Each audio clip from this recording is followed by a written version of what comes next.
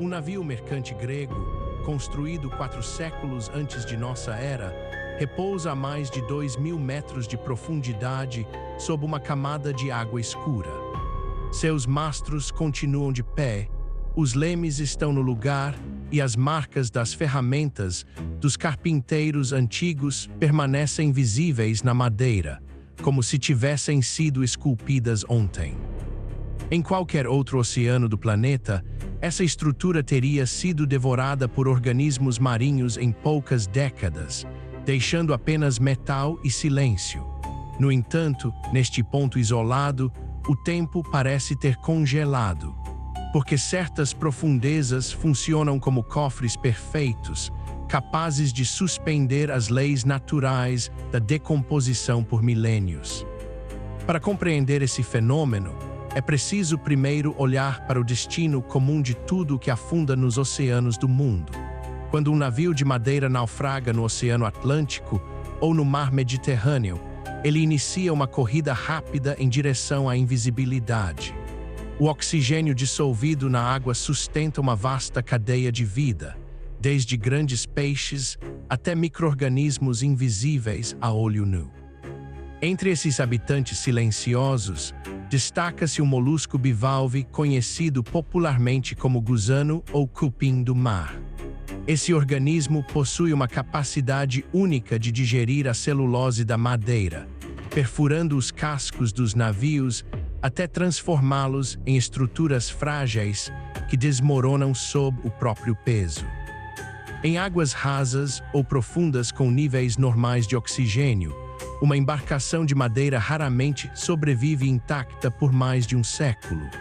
Mesmo os navios modernos de aço, como o famoso Titanic, sofrem a ação constante de bactérias halófilas que consomem o ferro, criando estruturas semelhantes a estalactites de ferrugem que lentamente dissolvem o metal na água. O oceano é, por definição, um sistema dinâmico de reciclagem de matéria. O cenário muda completamente quando analisamos o fundo do Mar Negro, uma bacia de água quase totalmente fechada entre a Europa Oriental e a Ásia Menor.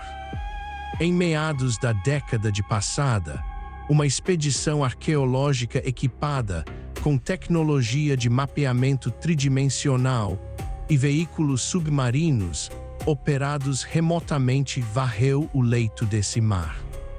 Os pesquisadores esperavam encontrar vestígios danificados, mas o que as câmeras de alta definição revelaram foi um cemitério de navios perfeitamente preservados. Mais de 60 embarcações, abrangendo períodos que vão desde o Império Romano e Bizantino até o Império Otomano, repousavam no fundo do mar como se tivessem afundado na semana anterior. Havia cordas de amarração ainda enroladas nos cunhos, roldanas de madeira com os sulcos intactos e até mesmo pequenos detalhes decorativos entalhados nas amuradas.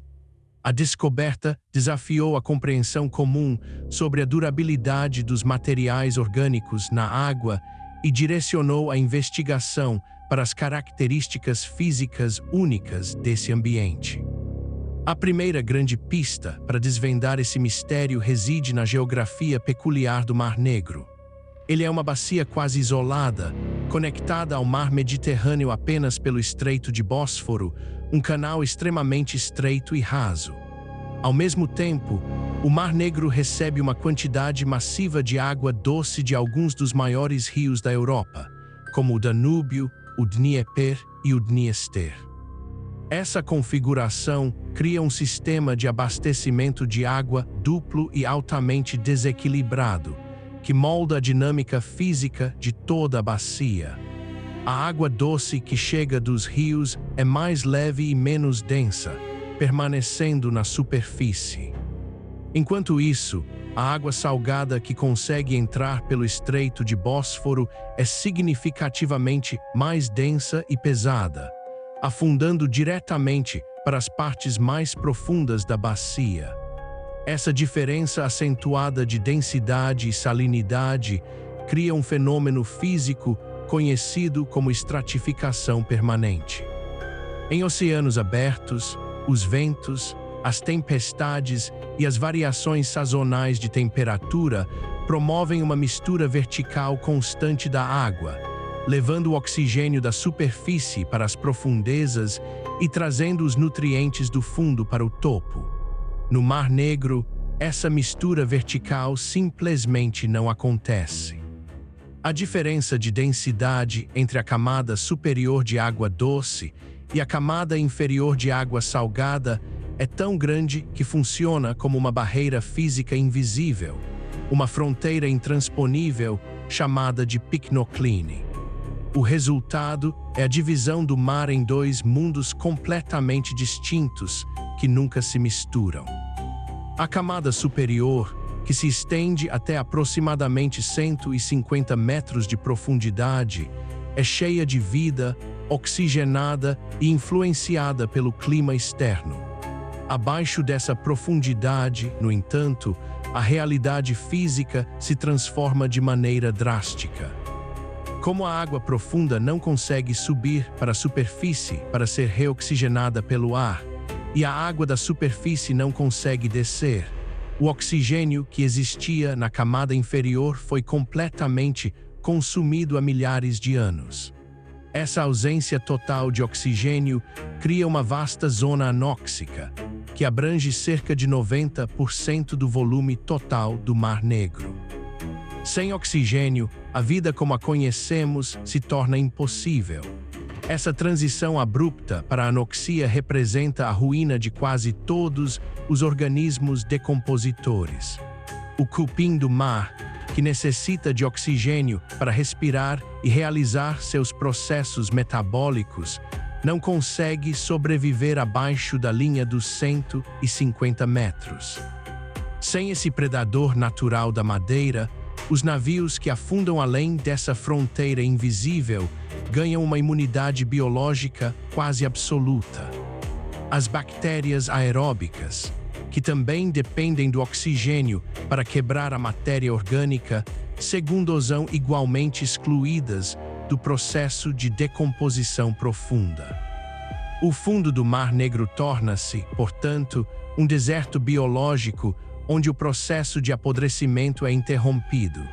No entanto, a ausência de oxigênio não significa a ausência total de atividade química. Nas profundezas escuras, onde a luz do sol nunca chega, prospera um tipo muito específico de organismo, as bactérias redutoras de sulfato. Esses micro-organismos anaeróbicos adaptaram-se para sobreviver utilizando o sulfato dissolvido na água salgada em vez de oxigênio para processar a matéria orgânica que cai da superfície. O subproduto desse metabolismo bacteriano peculiar é o sulfeto de hidrogênio, um gás altamente tóxico, solúvel em água e com um odor característico de matéria orgânica em decomposição. Com o passar dos milênios, a produção contínua desse gás saturou completamente a camada profunda do Mar Negro, transformando-a em um ambiente extremamente hostil para qualquer forma de vida complexa. Essa sopa química rica em sulfeto de hidrogênio funciona como um escudo preservativo adicional. O gás não apenas impede a colonização por qualquer organismo invasor, mas também cria um ambiente químico estável e ligeiramente ácido que retarda os processos de hidrólise, a quebra de compostos químicos pela água. A madeira dos navios naufragados absorve essa água saturada de sulfeto, tornando-se tóxica e indigerível para qualquer criatura que porventura conseguisse chegar até ali. O ambiente profundo do Mar Negro não é apenas um local sem vida, é um sistema que ativamente repele e destrói os agentes que causam a decomposição, funcionando como um formol natural em escala planetária. A história geológica do Mar Negro ajuda a explicar como esse sistema de preservação se consolidou ao longo do tempo. Estudos geológicos indicam que, durante a última era glacial, o Mar Negro era um enorme lago de água doce, isolado do oceano global e com níveis de água muito mais baixos do que os atuais. À medida que as geleiras derreteram e o nível do mar global subiu, a barreira de terra que separava o lago do mar Mediterrâneo foi rompida. Acredita-se que a água salgada do Mediterrâneo tenha invadido a bacia de água doce com uma força devastadora através do Estreito de Bósforo, um evento histórico que alterou permanentemente a química da região. A água salgada, sendo muito mais densa, fluiu para o fundo do antigo lago, aprisionando a água doce na superfície e dando início ao processo de estratificação permanente que observamos hoje. Essa transição geológica abrupta selou o destino das profundezas do Mar Negro, criando um arquivo histórico que permaneceu intocado por milênios. Cada navio que afundou após esse evento foi depositado em um ambiente de preservação quase perfeito, livre das correntes violentas do oceano aberto e protegido da luz solar que degrada os materiais. As âncoras de ferro, as amarras de corda, os suprimentos de comida guardados em jarros de argila e a própria estrutura de madeira das embarcações permaneceram exatamente onde estavam no momento do naufrágio. O Mar Negro transformou-se em um museu subaquático tridimensional, onde a história da navegação humana está registrada não em fragmentos deteriorados, mas em objetos físicos completos.